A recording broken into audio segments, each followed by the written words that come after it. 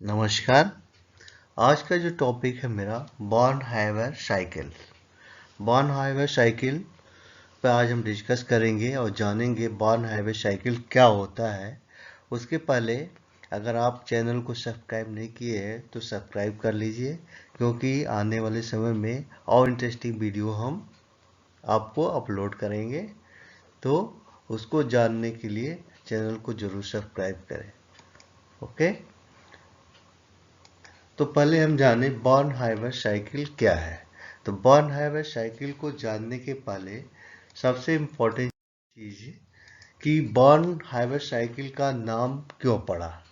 तो German scientist Fritz Haber's and Max Born's 1919 में इस साइकिल को इंट्रोड्यूस किया था, बताया था। इन्हीं के नाम पर बॉर्न हाइवर साइकिल का नाम पड़ा। ठीक है। दूसरा जो इम्पोर्टेंस इसका है, Born Haber cycles is method that allow us to observe analyse energy of reaction. Reaction की एनर्जी को एनालाइज करना, ऑब्जर्व करना, बॉर्न हाइवर साइकिल्स है।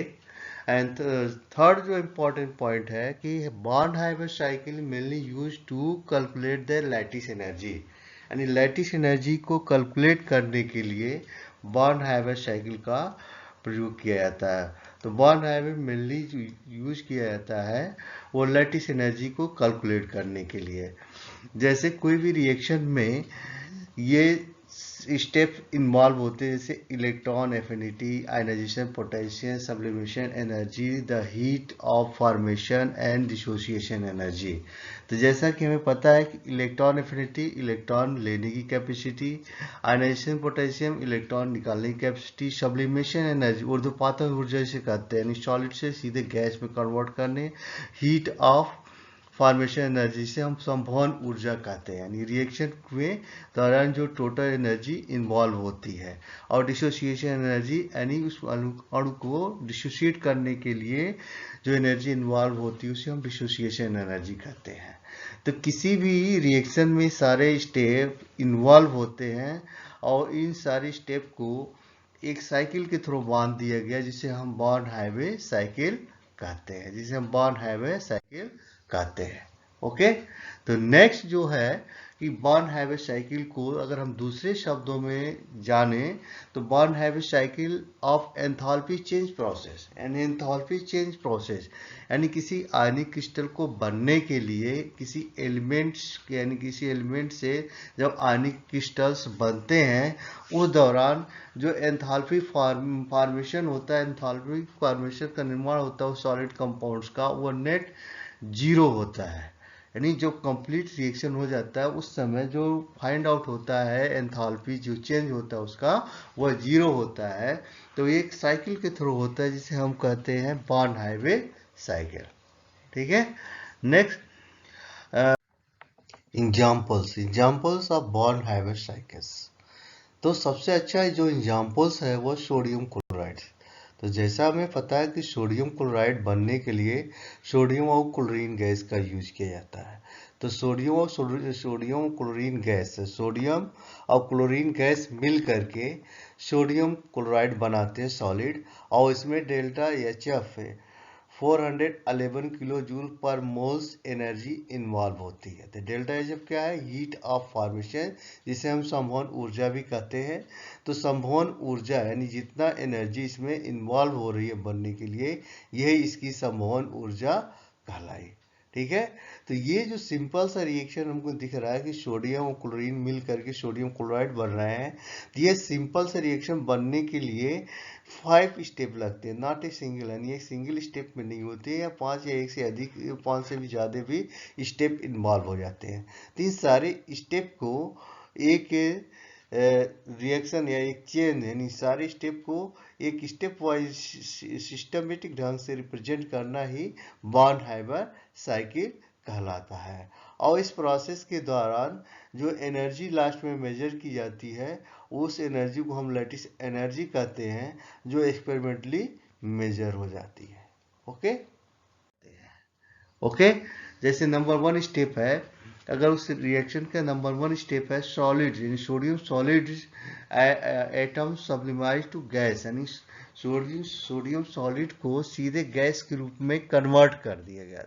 तो जो एनर्जी निकलेगी उसे बोलेंगे सब्लिमेशन एनर्जी, यानी जो एनर्जी इन्वॉल्व होगी, जिसको डेल्टा एस सब से रिप्रेजेंट करते हैं, जो 108 किलो जूल पर मोल होती है। यानी सोडियम सॉलिड को सोडियम गैस में कन्वर्ट करने के लिए 108 kilo joule per mole energy as a sublimation energy के रूप में इन्वॉल्व हो रही है। ओके, और नेक्स्ट जो स्टेप है इसका वह है कि जो सोडियम गैस जब एक इलेक्ट्रॉन को रिलीज कर रहा था, इलेक्ट्रॉन रिलीज मतलब आयनाइजेशन एनर्जी, यानी सोडियम गैसीय एटम से जब सोडियम एक इलेक्ट्रॉन रिलीज किया तो सोडियम आयन के रूप में कन्वर्ट हुआ, तो वहाँ आयनाइजेशन एनर्जी जो इन्वॉल्व हुई वो 496 किलो जूल पर मोल हुई, 496 किलो जूल पर मोल्स हुई। और नाउ थर्ड स्टेप जो है इसका कि जब डायटॉमिक क्लोरीन गैस है, तो डायटॉमिक क्लोरीन गैस को पहले क्लोरीन के रूप में दोनों क्लोरीन को अलग अलग करेंगे, यानी डिसोशिएट करेंगे, विघटित करेंगे। तो विघटन एनर्जी जो हुआ वह इसका 244, यानी दोनों का 244 किलो जूल पर मोल्स हुआ। तो एक का हो जाएगा जस्ट हाफ, यानी एक का जस्ट हाफ, यानी 122 किलो जूल पर मोल्स होगा। ठीक है, इस प्रकार से फोर्थ स्टेप जो हुआ, यानी एक क्लोरीन जो गैस एटम्स है उसको एक इलेक्ट्रॉन देंगे तब क्लोराइड आयन बनेगा, यानी इलेक्ट्रॉन एफिनिटी, यानी इलेक्ट्रॉन को एक्सेप्ट किया। तो इलेक्ट्रॉन एक्सेप्ट करने पर जो इसकी इलेक्ट्रॉन एफिनिटी बनी वह टोटल, यानी डेल्टा एच ई ए जिसे रिप्रेजेंट किया जाता है 349 किलो जूल पर मोल्स, यानी क्लोराइड को एक इलेक्ट्रॉन को एक्सेप्ट करने के लिए, क्लोराइड आयन के रूप में कन्वर्ट होने के लिए इलेक्ट्रॉन एफिनिटी की वैल्यू 349 किलो जूल पर मोल्स इन्वॉल्व हुई। और and last and final stage जो हुआ कि जब सोडियम आयन और क्लोराइड आयंस ये मिलकर के सोडियम क्लोराइड साइलेट के रूप में कन्वर्ट हुआ, तो इस स्टेप में जो एनर्जी इन्वॉल्व हुई या एनर्जी जो रिलीज हुई वही उसकी लैटिस एनर्जी कहलाएगी, वही उसकी लैटिस एनर्जी कहलाएगी।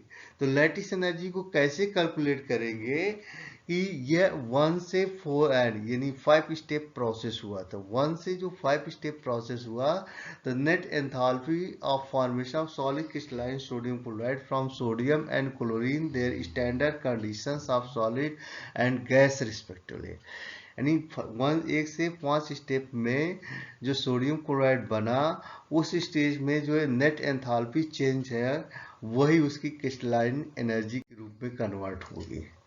ठीक है, तो जिसे हम यहाँ पर देखेंगे कि जो फर्स्ट स्टेप हमने देखा था सोडियम सॉलिड और क्लोरीन गैस मिलकर के सोडियम क्लोराइड बना, जिसे डेल्टा एच एफ के रूप में रिप्रेजेंट किया गया। ये डेल्टा एच एफ क्या, हीट ऑफ फॉर्मेशन यानी संभवन ऊर्जा। ठीक, यह एक रिएक्शन को कंप्लीट होने के लिए यहाँ पर देखिए ये सोडियम आयन गैस के रूप में कर, यानी सोडियम सॉलिड गैस के रूप में सब्लिमेट हुआ, तो सब्लिमेशन एनर्जी डेल्टा एस सब 108 किलो जूल हुआ।